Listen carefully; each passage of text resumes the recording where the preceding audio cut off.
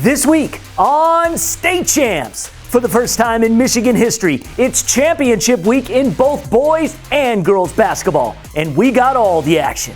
We'll show you how the teams got to the grand finale with great coverage of the state quarters and semifinals. Oh, the drama of it all. That's March Magic, and this is State Champs. What's up, Michigan? I'm Lorne Plant, and this is the talented Sara Davis filling in for Jenna Rhodes this week as we get set to show you the veritable plethora of highlights from an insane week in Michigan high school sports. Welcome to State Champs. We're presented by Lawrence Technological University. If you're a high school athlete with the dream of playing college sports, Lawrence Tech wants you to recruit yourself. LTU offers over 24 varsity sports for men and women, along with several dozen world-class undergraduate programs. Academic and athletic scholarships are available in all sports, including its newest additions: competitive cheer and dance, esports, women's hockey, and men's and women's track and field. Visit LTUathletics.com and recruit yourself. We debut a couple of spring sports highlights this week, but most important is that the Total Softball Player of the Year race is back. We're rolling out our first top 10 candidates. Plus, we're proud to say we have partnered once again with the Michigan High School Baseball Coaches Association. In the Dugout is a new weekly segment talking shop with some of the best coaches around the state.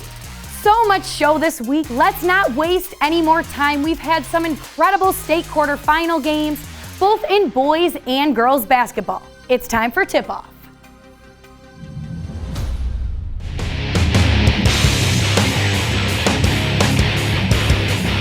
I'm Ryan Slocum in Flushing for a Division I quarterfinal matchup between 21-0 7th-ranked Midland Dow and 20-0 2nd-ranked Heartland. The Chargers playing without senior guard Chloe McVeigh, who went down with an ankle injury in practice on Sunday. And the Dow offense struggled early. Abby Ray drives, but is rejected by the 6'1" Lily Gustafson. The Eagles' offense doing work as well. Gracie Metz shooting this one from the Flushing A.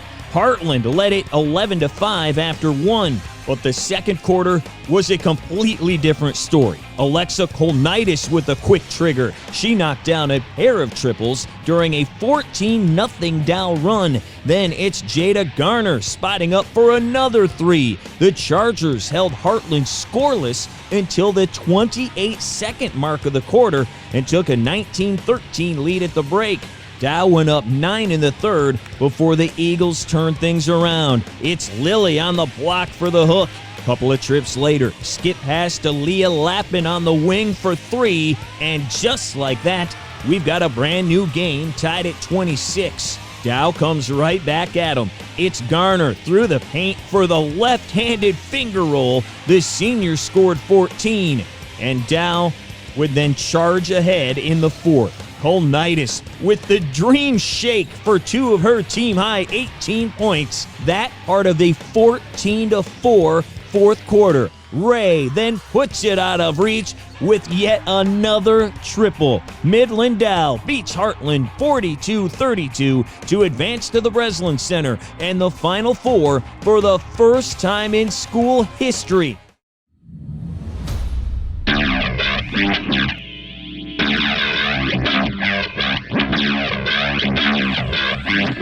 I'm Lorne Plant with a Division I state quarterfinal between two teams that finished in our top 20 as we saw number 20 River Rouge taking on number 2 Ann Arbor Huron.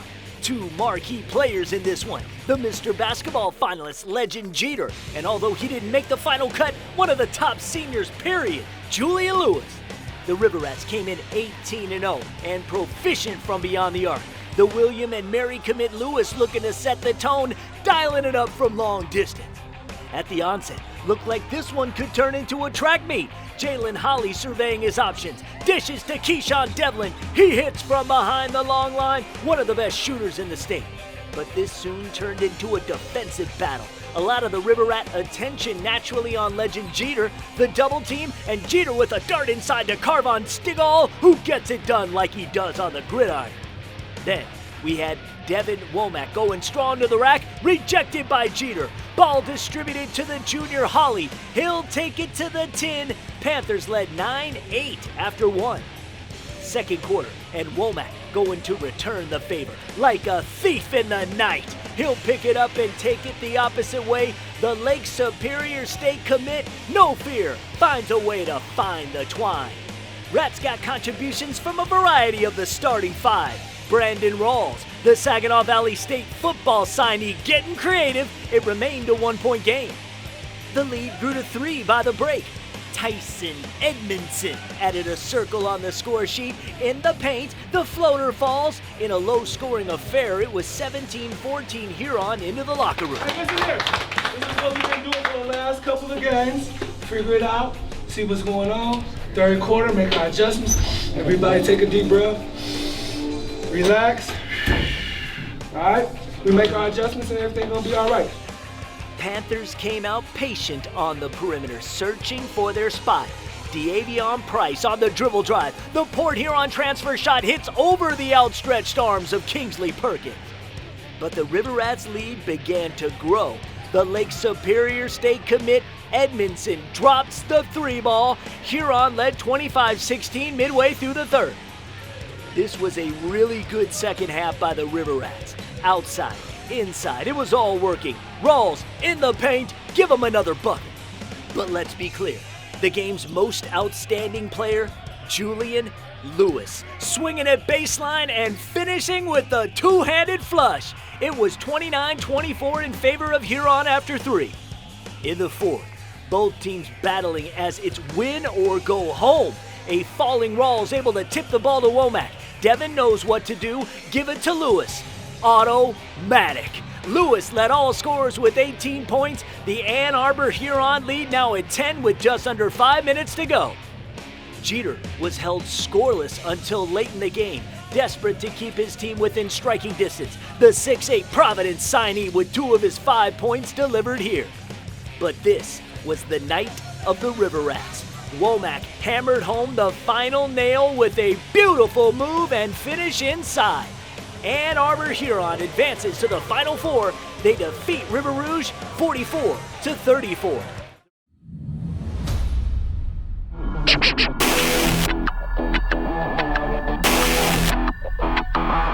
I'm Lorne Plant, and we go to West Bloomfield for a Division I girls basketball quarterfinal matchup between two teams ranked in our final top 25 of the season.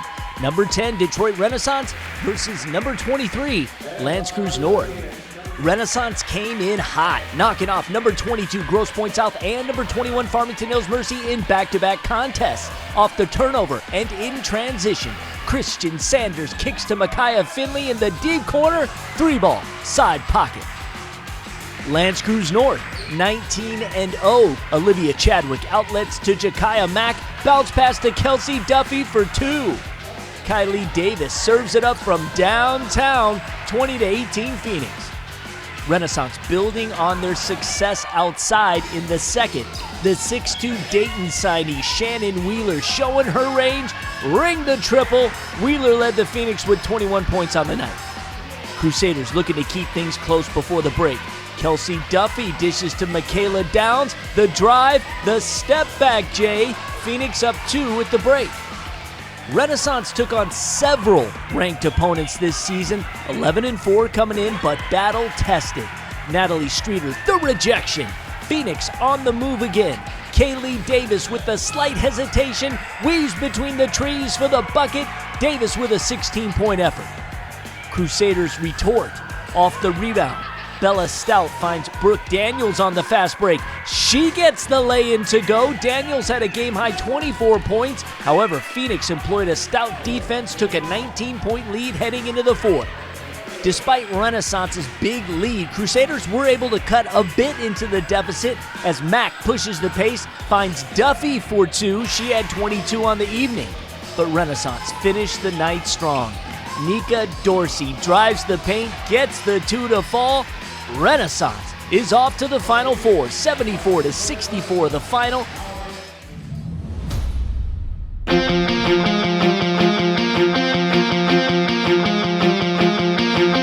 We go to another Division I quarterfinal from Monday night. A pair of top 5 teams in our SC rankings squared off with number 4 Hudsonville taking on the 5th-ranked Trojans of East Lansing. This game at Calvin College. East Lansing with a perfect record coming in, and they get off to a hot start. The senior Annalise Lebda drives and hits the floater. Trojans led it 13-4 after the opening quarter.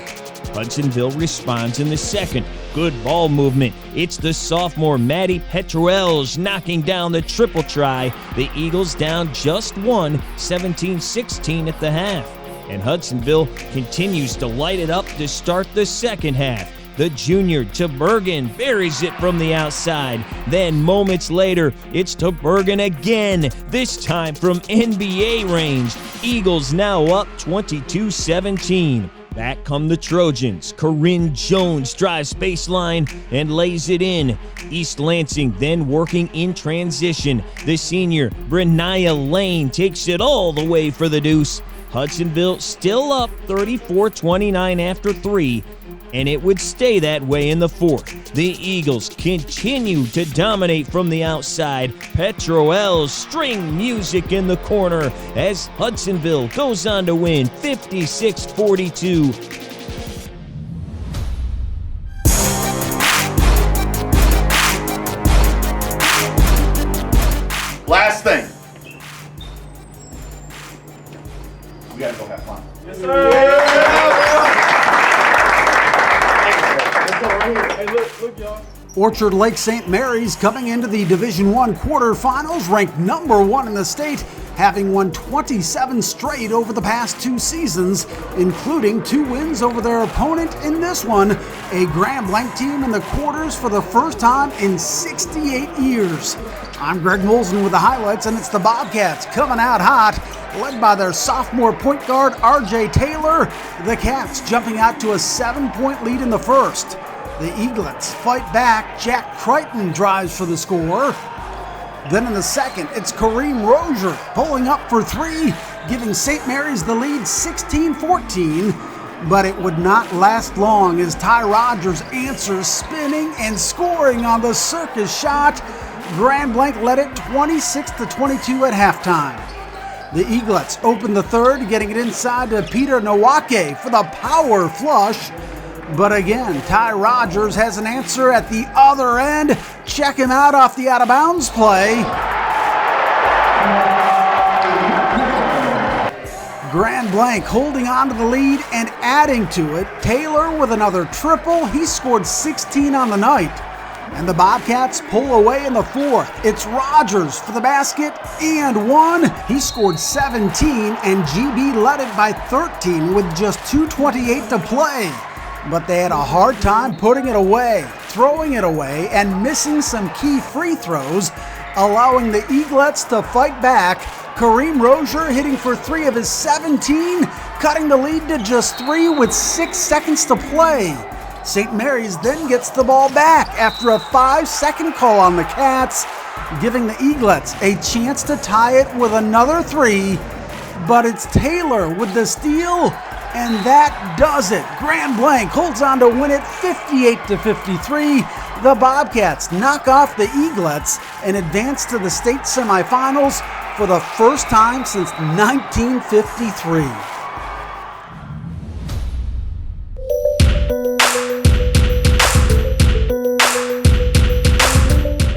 This is Harrison Beebe reporting from Northern Michigan, where we got a great Division III quarterfinal between 2 undefeated teams, Glen Lake and Calumet, meeting up in Houghton Lake. Close first half. Lakers taking over in the second half, though. Grace Bradford working the boards, gets the basketball for a 45-36 lead.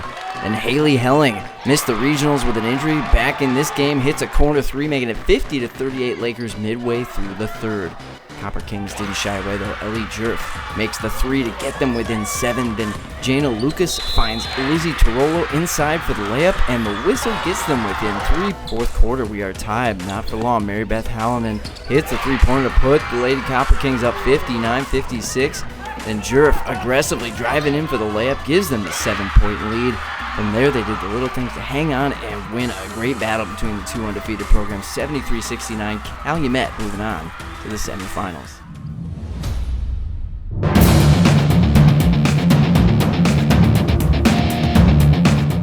I'm Mike Erlitis. East Point High School, the site for a quarterfinals matchup between the undefeated Croswell-Lexington Pioneers and the Eagles from Ferndale. Eagles with the hot hand early. The kick out to Jason Drake for 3. He had 30 on the night as the Eagles take a 20-15 lead after 1. Seesaw battle in the second as Cros-Lex starts to get it going. Great lob pass by Trey Kolakovic inside to Hunter Soper for the bucket. 2 of his team leading 24 points as we head into the half with Ferndale leading by just 1 at 34-33.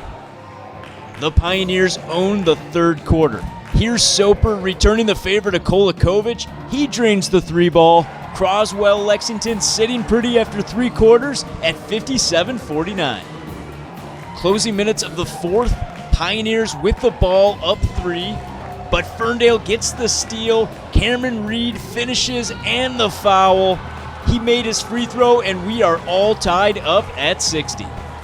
Ferndale with a chance to win with 6 seconds. They can't get it to go, so we're headed to overtime. We take it to the closing seconds of OT. We're still tied and Ferndale again has a chance to win. They come up just short once again as we get ready for a double overtime. We take it late in the session, Ferndale up 1, but Cros-Lex with a chance to win. But not if Jason Drake has anything to do with it. He picks the pocket and lays it in for a 3-point Ferndale lead.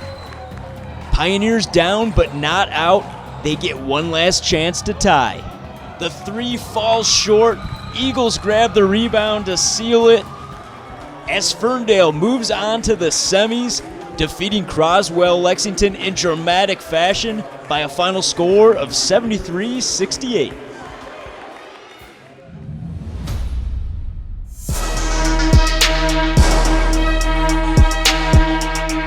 I'm Ryan Slocum at Waterford Mott for a Division III boys basketball quarterfinal between Detroit Loyola and D3's top-ranked team, Beecher.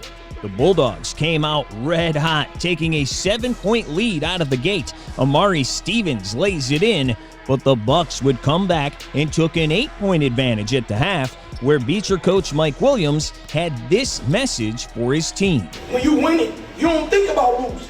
I ain't think about taking y'all out. While they talking, I ain't think about it. Because I'm playing to win, I ain't playing to lose. I ain't playing to be safe.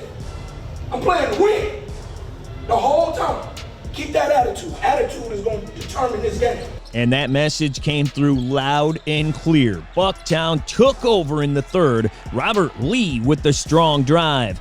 Then it's Carmelo Harris, off balance, flips it over his head and in, plus the foul. Melo was getting to the rack at will. A few trips later, it's another and one.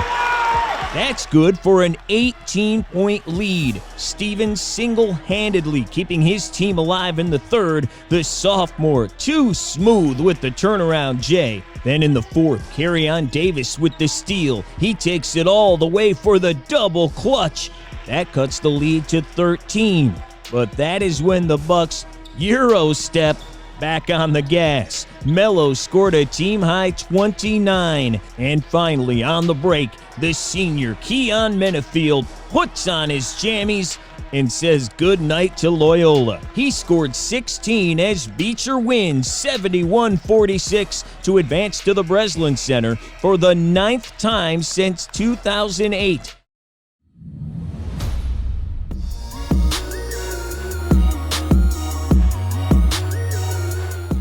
We head to West Bloomfield boys basketball quarterfinal game between Detroit Douglas and Southfield Christian. The Hurricanes were hot, moving the ball around on offense. Damon Tiggs gives it over to the Mr. Basketball Award finalist Pierre Brooks as he hits the long fadeaway jumper to open up the scoring on the night. Eagles looking to get their offense going in the first as Antonio Renfro out to Patrick as he drains the 3 from way downtown. Canes up 15-12 after 1. On to the second now. Brooks looking to punch his ticket early to Michigan State. Brooks with 2 defenders on him hits the fadeaway 3. With a minute to go in the second, Eagles gaining momentum here as Malcolm King passes it back to Patrick. He stops, turns around, and hits the jumper to tie the game up at 25 apiece going into the break. Hurricanes coming out of the break now as Smith gives it back to Tiggs. He drives in, steps back, and hits the jumper, as now Douglas looks to keep the pace from the first half. Brooks off the rebound, throws it all the way down court to Randall for the and one. Randall with 15 on the night. Back come the Eagles now as Patrick sets up the defender, drives in, and gets the tough lay-in. Douglas up by 7 after 3. Down to the last quarter of play, Eagles starting to warm up in the fourth as Renfro kicks it over to the corner, and they get the 3 to go. As the Eagles start to pour it on, moving it up top to Michael Lividini, and he drains the 3. Lividini would hit another 3 moments later to cut the lead down to 5. Back come the Hurricanes off the inbound. Tiggs throws it down low to Brooks, and he slams it down. Brooks finished with a team-high 35 points on the night. Within 2 minutes left, Douglas looking to seal the victory. Brooks gives it to the wide-open Alexander Wiltz. He drives in and gets the lay-in to go, as Douglas would go on to win the quarterfinal 68-56. State Champs Michigan's high school sports show is brought to you in part by the Michigan Army National Guard, a proud partner of the MHSAA. Time now to take a look inside Lawrence Technological University Athletics. The ever-growing field of competitive gaming is continuing to take off at Lawrence Tech.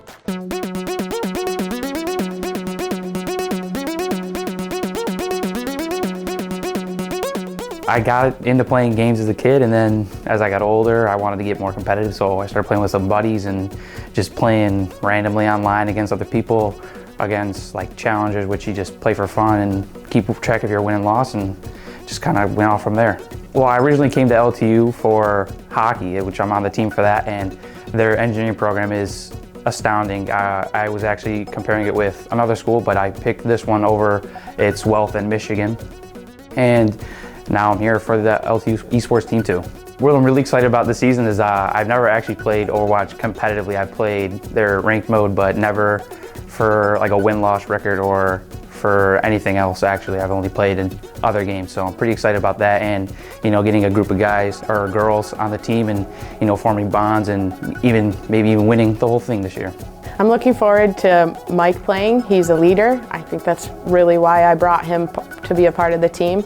I needed somebody who's strong and has a traditional background in sports and has been a part of a team. What he lacks in the competitive scene of esports, he makes up for in traditional sports. If you're coming to Lawrence Tech, do your research, because this is an amazing school, so you need to get everything you can out of this, and you don't want to fail as a student, and if you really want to progress to your career, maybe in any other sports or even esports, this could be the place for you. Take your future into your hands. Visit LTUathletics.com and recruit yourself. Lawrence Tech, where Blue Devils dare.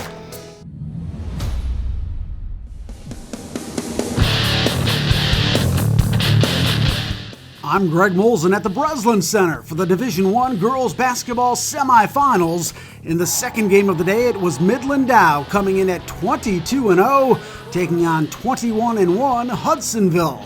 They'd trade baskets back and forth early on, Claire Caldwell drilling the triple for the Chargers, but the Eagles come flying down the court the other way, and it's Maddie Petrulio with the answer. She scored the first 8 points of the game for Hudsonville, and the Eagles build a lead. Emmeline Costin with the basket plus the foul. Hudsonville up 15-8 after the first. But the Chargers come charging back. Abby Ray hitting for 3. Dow taking the lead at 18-17. But the Eagles answer that with a 7-0 run. Check out the picture-perfect fast break with Eva Yoldersma setting up Elena Diaz for the finish. Hudsonville up 25-21 at the break. The Eagles holding on to their lead in the third. It's Diaz from the corner, hitting nothing but net. At the other end, Alexa Kolnitis answers for the Chargers, keeping Dow close, down 6 going into the fourth. But that's when the Eagles pull away for good with an 8-0 run. Petrulia adding 2 more for 15 points. Then it's JC Tubergen hitting for 3. Hudsonville ends Midland Dow's perfect season 49-37, moving on to the D1 state final for the first time ever.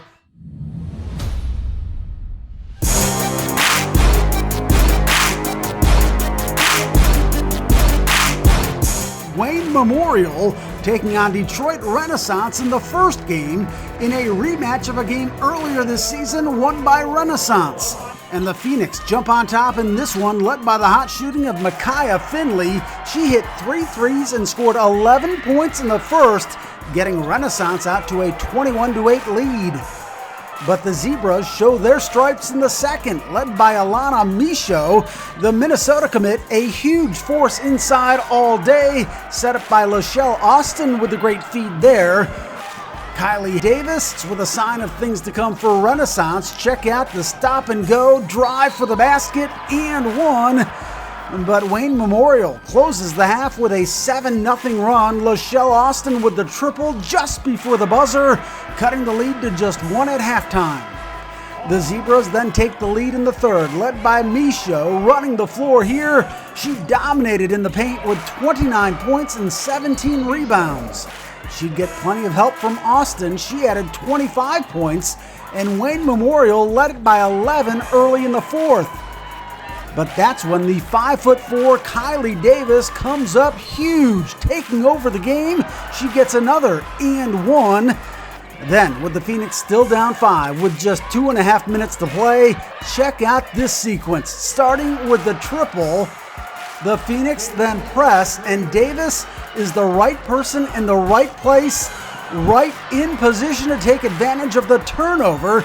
She gets the layup to tie the game at 69, and she still is not done. Getting the steal and drawing a foul, she'd hit 2 free throws to give Renaissance the lead. Davis scored 19 points in the fourth, 33 in the game, and she iced it with more clutch free throws as Detroit Renaissance wins it 75-72, led by an incredible performance from Kylie Davis. State Champs, Michigan's high school sports show, is brought to you in part by Detroit Medical Center Physical Therapy and Sports Medicine.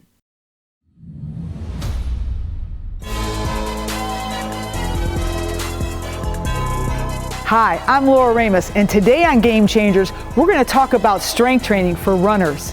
The benefits of including strength training include performance improvement and injury prevention. Injuries in runners can be as high as 75%, including plantar fasciitis, shin splints, and IT band syndrome. Two of the biggest benefits of strength training for runners is performance improvement and injury prevention. Running is a linear movement, at least on the surface, especially when we look at sports like basketball and football where there's so much twisting and turning. However, one of the biggest deficits in runner strength is in the rotational plane, and this leads to many injuries. Let's look at some exercises that runners can do to increase their core strength and prevent these injuries. The first rotational exercise is called the Pail-off press. Begin by standing with both feet close together. Now, with a resistance band tied around something, push forward. Motion you're trying to resist now as you do this is the band pulling you or twisting you towards your right. So he's going to stand and balance on one leg and do the exact same exercise. It's important that you balance on the opposite leg. This is pulling you into an inward position. He's fighting this rotation. And then switch and do the opposite. So he would turn, balance on the opposite leg, and press out the same way. Start out by doing 15 repetitions. Switch to the other leg and do 3 sets. The second rotational strengthening exercise mimics running. First of all, make sure you've got a good lunge pattern. Go forward, drop, and come back out. Now, at the same time, you're going to press forward and then come back. As you're pressing forward into lunge, it is trying to rotate your body inward, and you're controlling that motion. Repeat this 10 times and then turn around and do the same thing on the other side. If you're a runner and want more information on strength training, contact the experts at DMC Physical Therapy and Sports Medicine.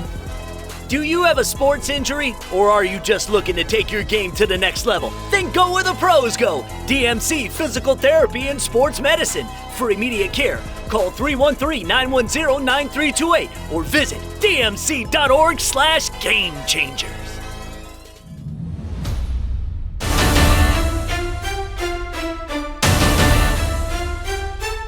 I'm Ryan Slocum at the Breslin Center for a Division III boys basketball semifinal between top-ranked Beecher and Hanover Horton. The Bucks making their 9th appearance at the Brez since 2008, and they move in front from the jump.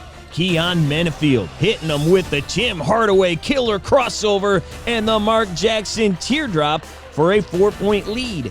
The Comets come right back at him. Brogan Brocky gets the friendly bounce on the turnaround J. That ties the game at 8. But Bucktown takes over in the second. Penfield was in his bag. The senior goes coast to coast, hangs and hits, plus the foul. Couple of trips later, Key gets defensive. The takeaway and breakaway, and Penfield goes into airplane mode. He finished with 15 points and 5 boards. Beecher up 11. And the Bucks headed on autopilot at that point. Check out the ball movement. Keon to Moop to Talon Muldrew for the lay-in. That puts Beecher up 13. The Comets come back with a sweet feed of their own. Scotty Bolton finding Brocky on the backdoor cut. He scored 12. Hanover Horton still down 25-12 at the break. But they come out of the locker room red hot. Connor Mortimer with the bounce to Carson Sanders for the bucket and the foul. That cuts the lead to 8. Beecher pushes it right back to double digits, because like Lil TJ, they're destined to win. Carmelo Harris from Romas. Melo also had 15 and 5. Then it's Penfield with the dime to James Cummings II to put Beecher up 12 after 3. The Comets tried to make a late run. Mortimer with 3 of his 13, but it wouldn't be enough. Beecher wins 47-34.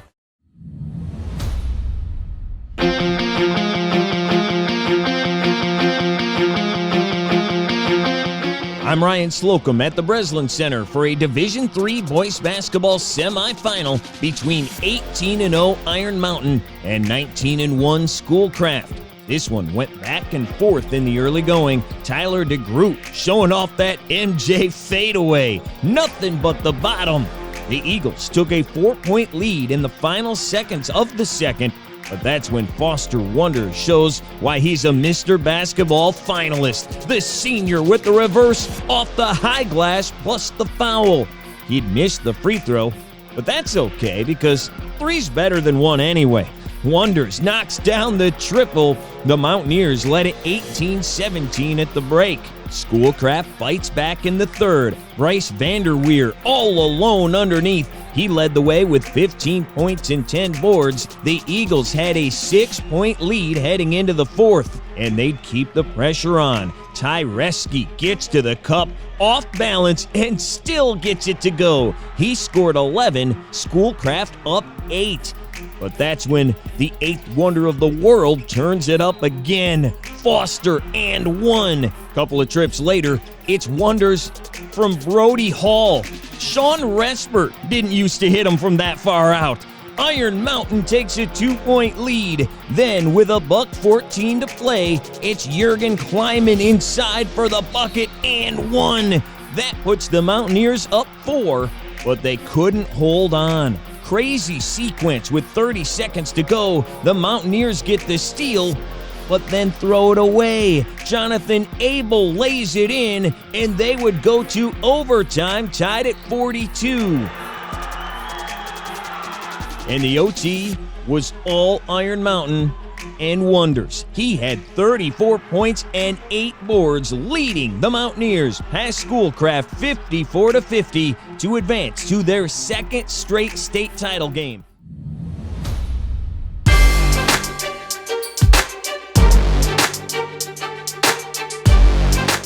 We're at the Breslin Center for the Division I boys basketball semifinal between Ann Arbor Huron and Warranty LaSalle. The River Rats of Ann Arbor Huron looking to continue their perfect season. We start things out with the River Rats in the first. Spacing out the defense here, Devin Womack drives, bounces it down low to the 6'7" senior Kingsley Perkins for the jam. Now just a couple minutes later in the first, De La Salle looking to get their offense going now. Nino Smith drives it to the baseline, runs out of room, but Michael Sulaka is in the paint and hooks it through. Ann Arbor Huron leads 11-9 after the first. We go to the second.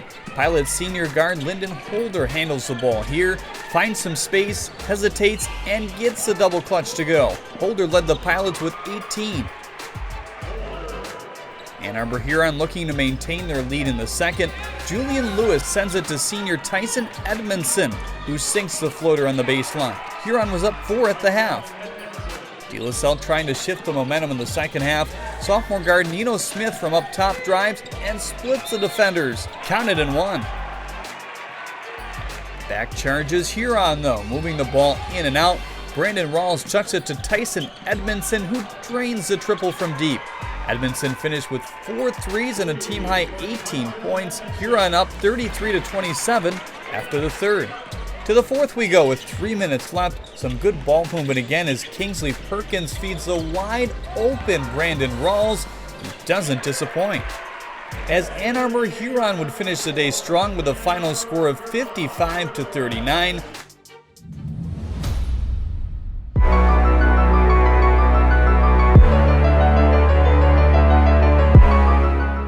Now to the second Division I game. Grand Blanc and Grand Rapids Forest Hills Northern. Both teams coming in with only 2 losses on the season. We pick things up in the middle of the first. Huskies on the fast break here. Chambliss throws it down the court to Rybrandt, who passes it to Ethan Erickson, and he drains the 3. Erickson led the Huskies with 19 points. Just 30 seconds left in the first now. The Bobcats' 6'7" forward Ty Rogers drives in and throws down the jam. Grand Blanc leads 18-11 after 1. To the second we go. Bobcats with some good ball movement here. Alan Johnson gives it to Rogers. He drives, spins, and finishes smoothly. Rogers with a double-double on the night, scoring 19 points and 12 boards. Back come the Huskies, however. Erickson passes it to Trinidad Chambliss, who finishes strong through the contact plus the foul. 3 minutes to go in the second. Bobcats looking to maintain their lead before the half. Taylor gets it to Ridley in the paint, tucks it back out to Boyd, who slams it home. Bobcats up 11 at the break. Forest Hills Northern came out firing in the second half on the fast break here, moving the ball along the baseline, finally out to Gavin Fisher, who sinks the 3, his 3rd in a row in the quarter. 2.5 minutes to go in the third. Morello finds Cole Rybrandt and he drains the 3-pointer. Forest Hills Northern uses an 18-2 run to gain their first lead of the game now. Grand Blanc coming into the fourth and looking to gain back the momentum. Alan Johnson to Rogers in the paint. Alan Johnson keeps his legs moving though as he's wide open in the corner for 3. Grand Blanc would take care of business in the fourth, however. Boyd receiving another post touch here gets the leaner to fall and 1. As Grand Blanc would go on to win the game with a final score of 68-58.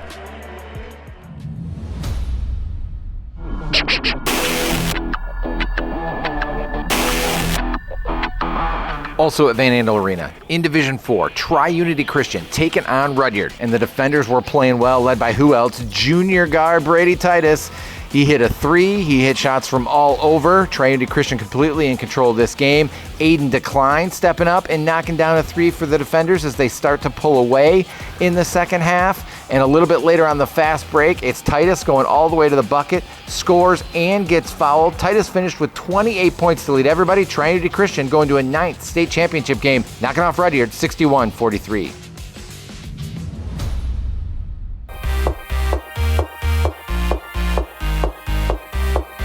In Division 2 over at Van Andel Arena, Grand Rapids Catholic Central taking on Ferndale. And the Cougs get off to a great start. Jack Karazinski puts them on the board with the layup. Jack had 19 in the game. A little bit later, it's Caden Brown, who else? The sophomore, who led them in scoring once again, gets the bucket to go.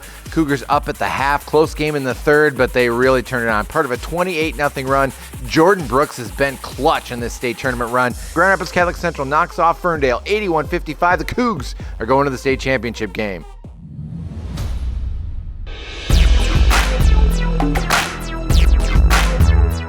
The second semifinal in Division II at Van Andel Arena saw Penfield take on Bridgeport. Another great start for the Panthers. Luke Davis shot won't go. Ryan Peterson tips it in. 13-3 Penfield after 8 minutes. A little bit later, it's Luke Davis this time. Free for three, and he hits that. He led the Panthers with 25 in the game, and they're putting it away in the second half. Aiden Burns from downtown. Penfield led by as much as 25. They win this game. 62-52 the final, and the Panthers are on to the state championship game. State Champs, Michigan's high school sports show, is brought to you in part by the Detroit Athletic Club Foundation's Male and Female High School Athlete of the Year Awards, taking place June 7th.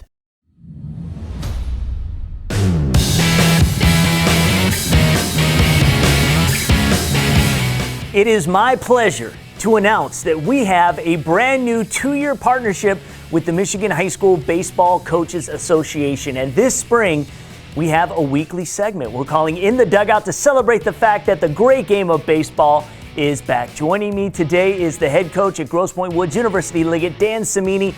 It is so good to see you, Dan. It's been a long time, too long, right? Yeah, way too long, way too long. It's been so nice to get out there and play some baseball, and beautiful weather, so can't beat it. Dan was telling me right before we did our taping today that they had their first game and like 500 people showed up to the park to watch you guys play. Beautiful day, great turnout. It was an electric atmosphere, so what a way to kick off the year. Everybody's excited. Yeah, everyone excited. Dan is a big part of the Coaches Association as well, and this past year has been a trying time for high school baseball. What have been the ramifications of losing an entire season? You know, it's just anticipation to get back out there. I mean, all the kids have been working so hard. I know they have in the off season. They got to play summer baseball, which was amazing. So we got a summer baseball in, but to not have high school baseball for the first time ever was hard on everybody. And high school sports, you know, it was hard on all the sports. But they've worked their butts off, and they came back, and now we're ready to roll, and I'm excited. I'm excited to get them back out there, and everybody else seems to be excited too. It's an anticipation and an excitement that they've never had before because they missed that season. Anyone who follows high school baseball knows the Liggett Knights are consistently one of the top programs in the state, my words. 4 state titles over the last decade in Division III and 4 combined. Homer got the best of you guys back in D3 championship game back in 2019. But to the coaches out there, in your experience, because this is kind of where we want In the Dugout to be a little bit of each and every week, what do you think is the key in building a successful baseball program? Getting the kids to work hard. I mean, you have to put the time in. If you want to be great at anything, you've got to put the time in. They put the time in. They buy into the process. They buy into the philosophy. And they expect their expectations, and our expectations in our program are always super high.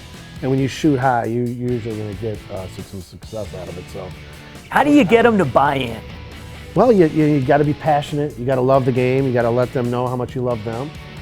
You got to let them know that they're good enough to get the job done, and we are capable of winning and winning championships. But once they get the buy-in, they'll run through a brick wall for you. And coaches out there know that, you know, if you get a kid to work hard and buy into what your philosophy is, you know, sky's the limit. Right. Talk about the state of baseball right now in the state of Michigan. How is participation? How excited is everyone involved to finally get back on the diamond? It's second to none. I mean, I've never seen so much excitement about baseball, so much excitement about being out there, so much following. I mean, the kids are following other teams. Coaches are following other teams. Everybody wants to see what everybody else is doing. I think it's the highest it's ever been, the excitement for baseball in the state of Michigan. And the teams. How about the numbers? The kids coming out? Kids are coming out. Absolutely, the kids are coming out. But the talent we have here in Michigan is, I'll put the talent, the baseball talent here in Michigan right now up with any other state in the United States. I mean, that's how much the talent is. We have some great great baseball players in the state of Michigan. One of the things I'm most excited about is that State Champs is going to be live streaming the All-Star Game in June. That is an incredible event. We have been there time and time again. We've had some future stars shine in that game. Just an awesome experience for everyone. Oh, it's a great experience to be able to play in your Major League Stadium. Parents and kids get to come out and watch the games. Little leaguers come out in their uniforms and watch the games. It's a second to none. It's a great experience, a great way for these seniors to cap off what a wonderful career they had, and hopefully most of them all be going to play college baseball. So it's a great festive atmosphere. And what a memory, right? Because that's what we're doing, right? We're creating memories, and for those kids to be able to be at Comerica Park, run out of that dugout, hear the music and have fans cheering for them, and you just never watching their names up on the scoreboard, and it's a memorable experience that everybody should get a chance to enjoy, whether you're a player, a fan, or a coach. It's a great time down at the ballpark. No doubt. I want to thank the head coach at University Liggett Dan Samiti for joining me today on the first installment of In the Dugout. I also encourage you to listen to our weekly baseball podcast, which debuts this week as well. State Champs Extra Innings is hosted by Madison Heights Lamphere head coach Adam Woolley and is co-hosted by Rob Mendyka. They will feature interviews with coaches and players as well. Get you caught up with all the news around high school baseball. Good luck, Coach. We'll see you on the field.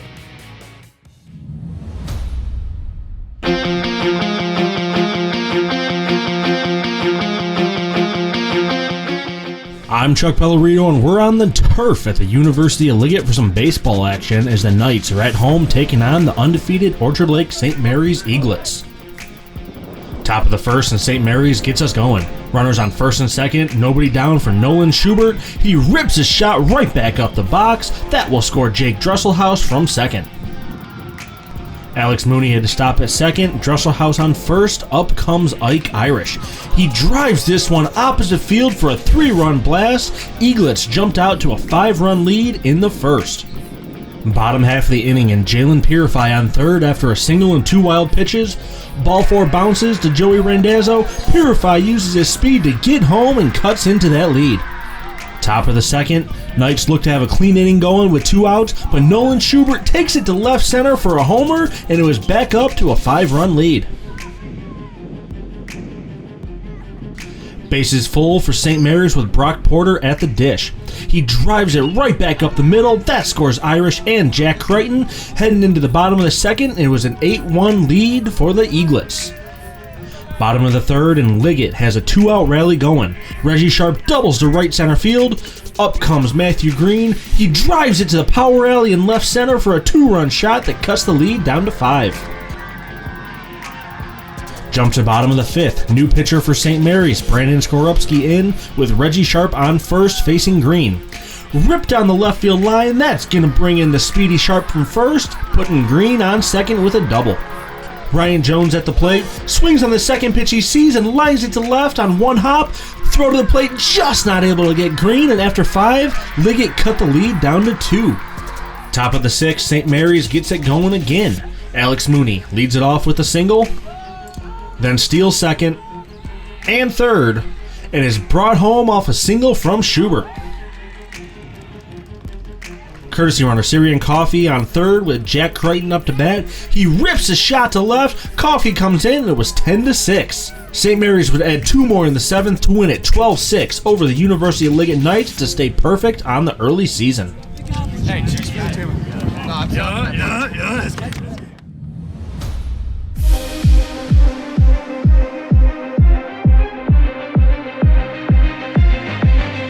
Hey everybody, we're back inside the State Champs Sports Network studio, and look who's here. Can you believe it? We are about to begin our 6th year of the Total Softball Player of the Year race, and this has been an incredible journey. Obviously, severely disappointed we didn't get a chance to do this last year, but Donnie Dreher from Total Softball is back in the house as we get going on what is going to be a very, very interesting season. But I'm so glad we're doing this again. I'm so excited to do it. We were disappointed we didn't do it last year, but here we are. The weather's great. It's almost 80 degrees, and we're ready for some softball. That's right. Let's get it going. So, obviously, a lot to talk about. what we do, like we do in most of our Player of the Year races, we'll have a top 10. We will have voting that takes place at our website, statechampsnetwork.com. That voting will begin next week. But we do have our initial, what we'll call the preseason top 10. There's a number of players that are on the watch list as well. But before we kind of get into that, Donnie, this past year has obviously been unlike any we've ever seen. And the spring sports, especially as we kind of get things going here in the state of Michigan, suffered immeasurably. How did it affect softball? Well, the softball, and really more importantly, the softball players, I think it affected them multiple ways. But one is, from a high school standpoint, that's what you do. And that's one of the reasons we do this show, is that these kids represent their community. They represent their schools. And they were unable to do that last year. And we're really hoping that we're going to get a normal season in this year. And that's one way. And then a lot of kids that are on our list, Lorne, are highly recruitable athletes. And the recruiting process has been incredibly stressful. With the D1 college coaches not being able to go out and be on site to recruit. So it's been a lot of virtual watching of these kids, virtual recruiting. And the stress level is, it's just a lot of stress on these kids, not to mention with the NCAA giving an extra year of eligibility. So the college coaches are looking at their rosters, who may come back, who may not come back, and where these kids now are going to fit. So there's definitely been a lot of stress on these kids, and they desperately need to have a season that looks normal. We've got an unprecedented number of unsigned seniors in many sports. It's not just softball. We're seeing it across the board. And, I know that one of the topics in our Hang Time basketball podcast is that, you need to accept opportunities when they present themselves, because we're in unusual times. And so for these kids, maybe they had their sights set on some higher goals, higher aspirations, not that they could not get there eventually via the so-called transfer portal. But if you're getting an opportunity to go play and schools want you to come play for them, you might be less choosy. Yes, but I want to say something to the players out there that have not committed, juniors and seniors. Opportunities are going to keep coming about. With the transfer portal, a lot of kids are moving in and out. There are kids that are now have eligibility to come back to college that may decide to graduate and move on. There are going to continue to be opportunities. And the other thing is, some college coaches, not all of them, have said, we're not going to make our final scholarship offers till we see kids in person.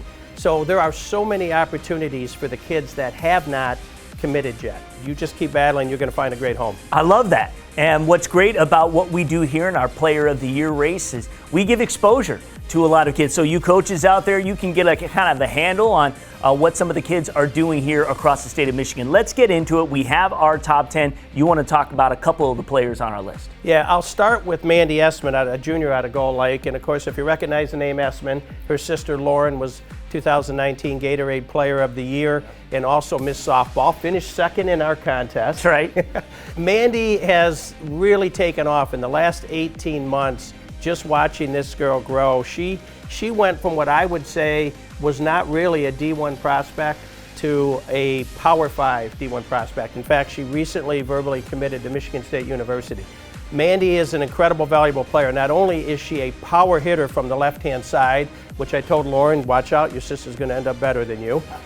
She can play multiple positions. She can catch for you. She can play infield at short or second, and she can play in the outfield. So Jackie Joseph at Michigan State has got not only a very versatile athlete, but she's got a kid that understands work ethic. So we're going to watch Mandy. Just a few weeks ago, she went down south and in a weekend tournament, hit 5 home runs against pretty good pitching. Okay. So she's one that would definitely start off on her list. And the other one is Kelsey Zampa. Kelsey Zampa is from Heartland.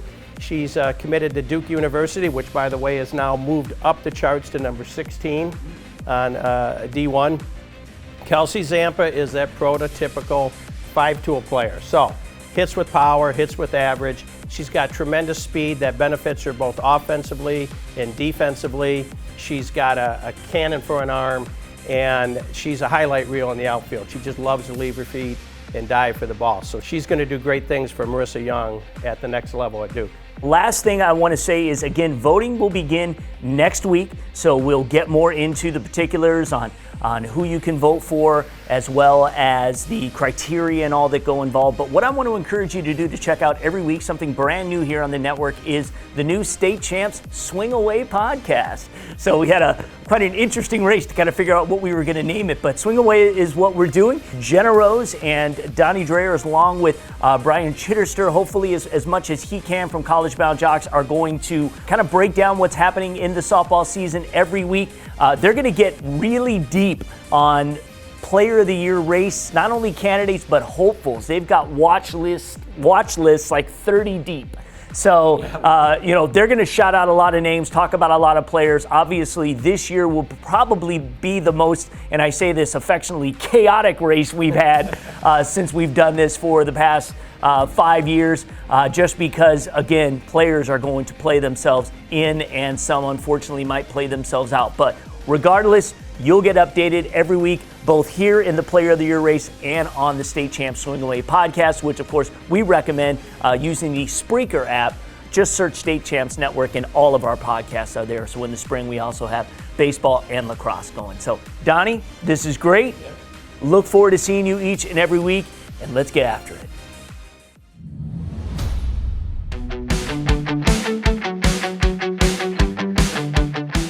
I'm Chuck Pellerito, and we had an opening day matchup at Northville as the Mustangs taking on the Heartland Eagles in Game 1 of a doubleheader.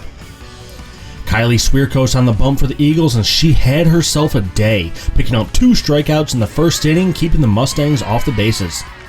Quiet first inning for both teams, but Swierkos leading off the second. She gets a hold of one, puts it over the left field fence, helping her own cause. Eagles up 1. In the third, runners on second and third for Kelsey Zampa. She rips one down the third baseline, but it's snagged by Olivia Green. Throw to Abby Weber at the plate, gets the tag down to save a run. Kate McIntyre would score from third on a pass ball during the Swierkos at bat, and Heartland's up 2 after 3. Jump ahead to the 5th inning, and the Eagles have the bases loaded. McIntyre at the plate. It's a grounder to shortstop. Carolyn Bem comes home with it. Weber gets the force at home for the first out. And up comes Zampa. Bases still loaded. Takes the pitch to right center. Off the bottom of the fence. That brings in 2, and she's standing on second with a stand-up double.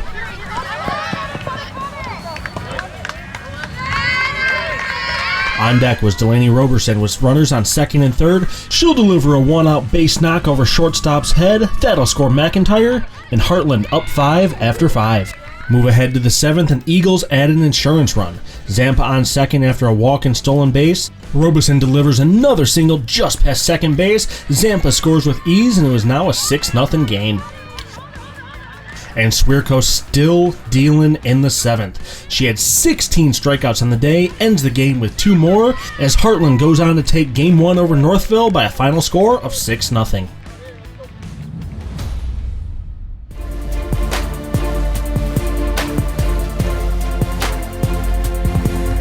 I'm Jeremy Addo, and we have a boys lacrosse state crossover game between the Brother Rice Warriors and the St. Ignatius Wildcats, who last met in 2019.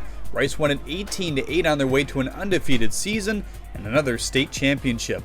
Wildcats got it going early in this one. Check out this burst of speed from Kenneth Klubnik, who sends it over to Griffin Taliak, and the senior captain buries it.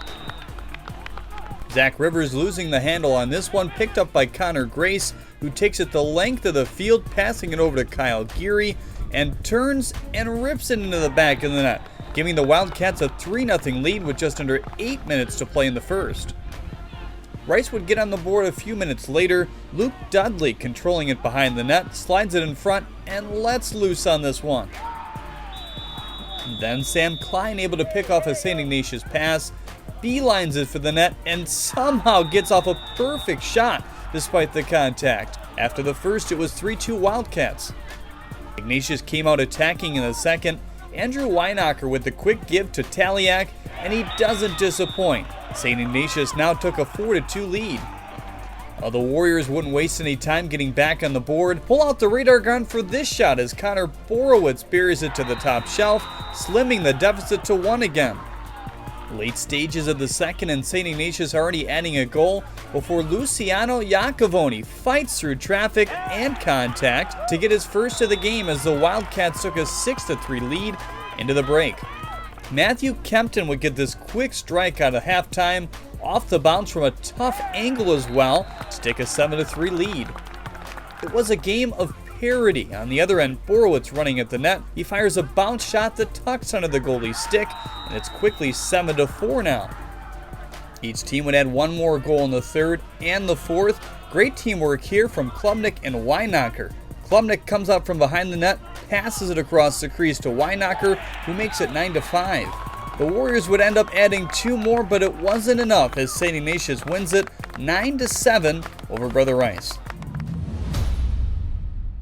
State Champs Michigan's High School Sports Show is brought to you in part by the Michigan High School Athletic Association.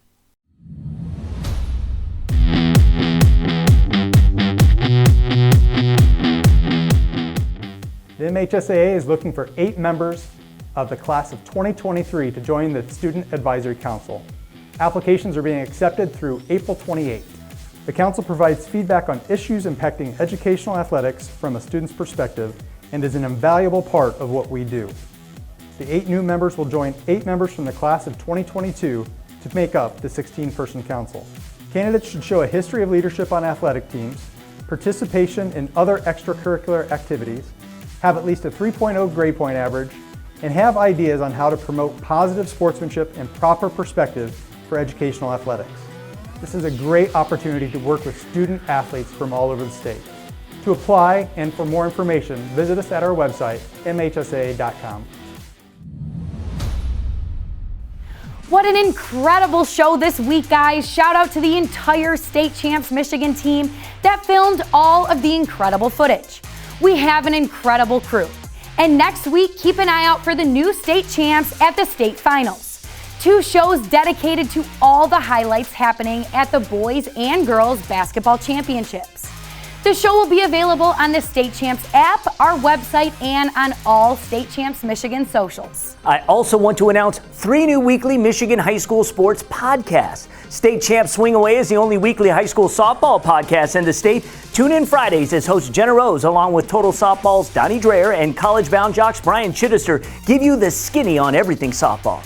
State Champs Extra Innings podcast is the definitive high school baseball weekly podcast. Madison Heights Lamphere headman Adam Woolley, along with popular podcaster Rob Mendraka, go deep on the game with special interviews and more.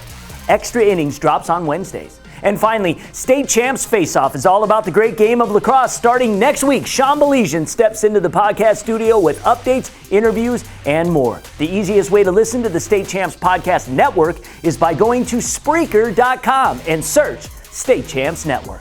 Thanks for watching, everyone. Have a terrific week. State Champs Michigan's High School Sports Show is presented by Lawrence Technological University. LTU offers over 24 varsity sports for men and women, along with several dozen world-class undergraduate programs. Athletic and academic scholarships are available in all sports. Visit LTUathletics.com and recruit yourself.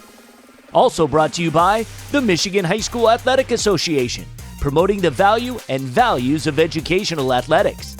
The Michigan Army National Guard, a proud partner of the MHSAA. The Detroit Athletic Club Foundation's Male and Female High School Athlete of the Year Awards, taking place June 7th. Detroit Medical Center Physical Therapy and Sports Medicine. Do you have a sports injury, or are you just looking to take your game to the next level? Go where the pros go. Visit dmc.org/gamechangers.